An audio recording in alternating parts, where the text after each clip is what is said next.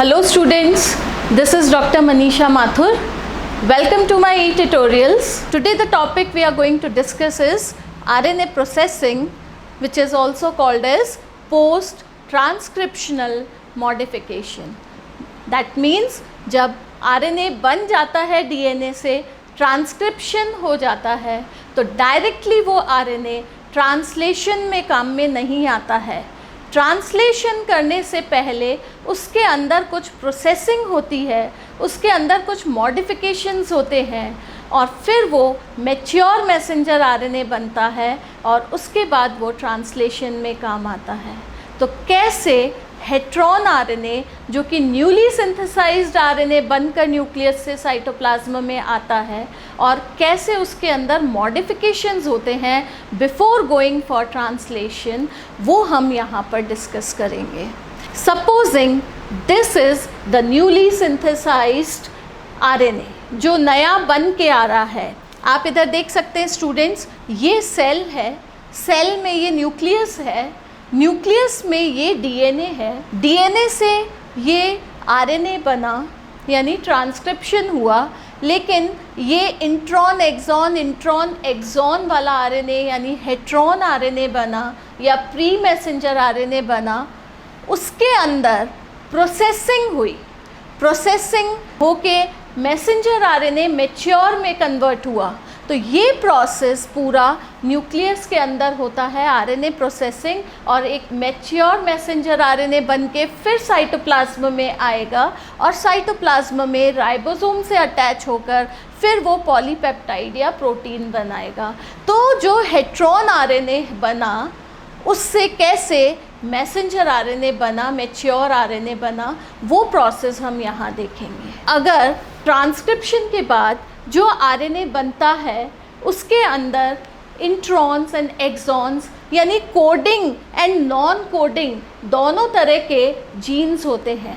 तो जो प्रोटीन नहीं बनाने वाले सेगमेंट्स हैं जिनको हम इंट्रॉन्स कहते हैं, उनको रिमूव किया जाता है, सारे एक्सॉन्स को एक साथ जॉइन किया जाता है और उसके बाद मैच्योर आरएनए जो बनता है उसको हम मैसेंजर आरएनए बोलते हैं. न्यूली सिंथेसाइज्ड आरएनए के जो दोनों एंड्स हैं वो फ्री एंड्स पे कोई भी एंजाइम अटैक कर सकता है और उसकी एक्टिविटी को स्टॉप कर सकता है. इसलिए ये प्रोसेसिंग या मॉडिफिकेशन ज़रूरी होता है.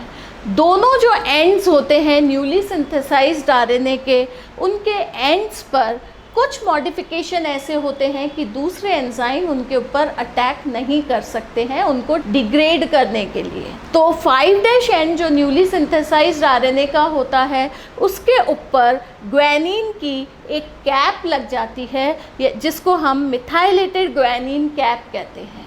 और एंड में पॉली ए टेल का फॉर्मेशन होता है, यानी कि पॉली मीन्स मैनी, ए मीन्स एडेनिन, बहुत सारे एडेनिन रेजिड्यूज़ की टेल बन जाती है मैसेंजर आरएनए के एंड में. तो दो मॉडिफिकेशन तो ये हो गए कि 5' एंड पे जी कैप लग जाता है, मिथाइलेटेड ग्वानिन कैप, और 3' एंड पर पॉली ए टेल का फॉर्मेशन हो जाता है. The free ends of pre-messenger RNA are liable to attack from many enzymes. So the cap and tail are added to the end of the pre-messenger RNA. Removal of introns take place and this is called as RNA splicing. अब हम यहाँ पर देखते हैं इस diagram में कि ये न्यूली सिंथेसाइज्ड RNA मॉलिक्यूल है जिसको हम हेट्रॉन RNA कह रहे हैं. इसके अंदर इंट्रॉन्स यानी कि नॉन कोडिंग सेगमेंट्स या जीन्स हैं, फिर कोडिंग प्रोटीन बनाने वाले जीन्स हैं, फिर नहीं बनाने वाले जीन्स हैं इंट्रॉन्स, फिर एक्सॉन्स हैं, फिर इंट्रॉन्स हैं, फिर एक्सॉन्स हैं. अब क्योंकि हमें इंट्रॉन्स की ज़रूरत नहीं है तो इन सब को कट कर दिया जाता है जिसको हम स्प्लाइसिंग कहते हैं.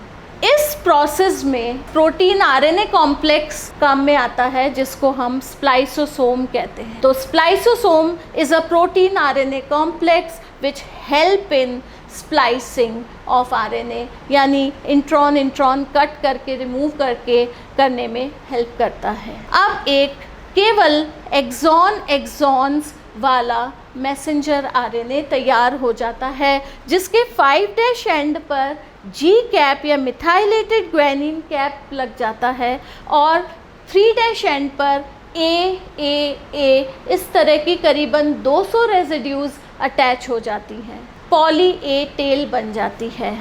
और अब जो मैसेंजर आरएनए तैयार हुआ है उसको कहते हैं matured messenger RNA, mature messenger RNA, और mRNA इज़ रेडी नाउ। यहाँ पर जो जी कैप लगता है और जो एक टेल बनती है उसमें 2 एंजाइम्स काम आते हैं। जी कैप अटैच होने में ट्राइफॉस्फेटेज एंड ग्वेनिल ट्रांसफरेज नाम के 2 एंजाइम हेल्प करते हैं, जिससे मिथाइलेटेड ग्वानिन का कैप लग जाता है।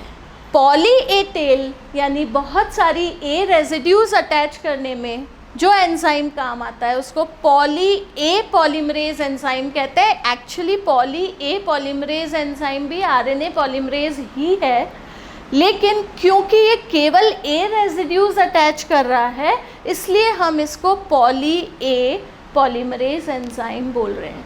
तो इन ऑल ये 3 एंजाइम मिलके इसको कैप और टेल लगाकर इसका मॉडिफिकेशन करते हैं और आरएनए प्रोटीन कॉम्प्लेक्स, जिसको हम स्प्लाइसोसोम कहते हैं, वो इंट्रॉन्स को रिमूव करता है। जब केवल एक्सॉन्स रह जाते हैं पीसेस, उनको जॉइन करने के लिए लाइगेज एंजाइम काम आता है।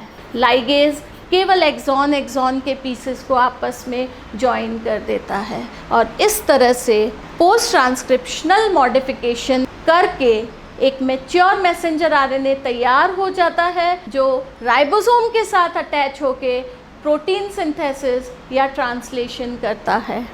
आप देखेंगे अगर हम यूकैरियोटिक सेल का देखें तो वेल डेवलप्ड न्यूक्लियस है, ये डीएनए है, इसके ऊपर ये ट्रांसक्रिप्शन होके आरएनए बना।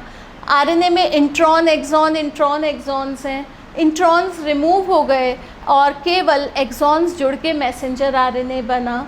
इतना प्रोसेस न्यूक्लियस में हो रहा है। उसके बाद ये मैसेंजर आरएनए साइटोप्लाज्म में आ गया, यहाँ पे ये राइबोसोम से अटैच हुआ और राइबोसोम और मैसेंजर आरएनए ने मिलकर पॉलीपेप्टाइड या प्रोटीन का सिंथेसिस किया, यानी ट्रांसलेशन किया। लेकिन अगर हम प्रोकैरियोटिक सेल की बात करते हैं तो प्रोकैरियोटिक सेल में क्योंकि वेल डेवलप्ड न्यूक्लियस प्रेजेंट नहीं होता है, डीएनए साइटोप्लाज्म में ही होता है, इसलिए ये डीएनए साइटोप्लाज्म में है तो आरएनए भी साइटोप्लाज्म में बन रहा है, यानी ट्रांसक्रिप्शन यहीं हो रहा है। उसका स्प्लाइसिंग मॉडिफिकेशन भी साइटोप्लाज्म में हो रहा है, न कि न्यूक्लियस में। और फिर मैसेंजर आरएनए प्रिपेयर हुआ, राइबोसोम से अटैच हुआ साइटोप्लाज्म में और फिर पॉलीपेप्टाइड ट्रांसलेशन प्रोसेस के थ्रू बना। यानी रेप्लिकेशन, ट्रांसक्रिप्शन, ट्रांसलेशन सारे प्रोसेस प्रोकैरियोटिक सेल में साइटोप्लाज्म में हो रहे हैं, जबकि इसके अंदर replication, transcription, post transcriptional modification यहाँ तक का न्यूक्लियस में हो रहा है और इसके बाद ट्रांसलेशन का प्रोसेस साइटोप्लाज्म में हो रहा है। So this is the difference between eukaryotic and prokaryotic RNA processing. Thank you for watching my video students. I hope आपको ये टॉपिक अच्छे से समझ में आया होगा।